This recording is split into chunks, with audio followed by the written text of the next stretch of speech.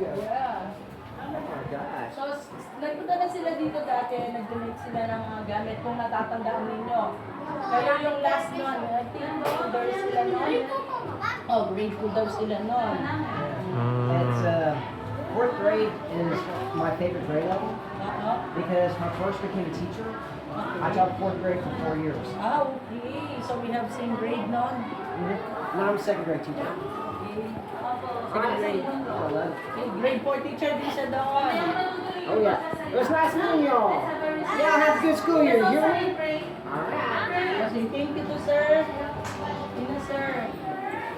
Yan. Bye, Fred. Don't be shy now. I'm without mouth text. Don't be so shy. Yakap lang po ni Gintong. Kain na. Ay, ako minuli ko pero kaya yung 2022.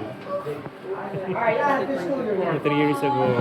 Tapos, Ngayon kami balik. Palagad mo. Palagad.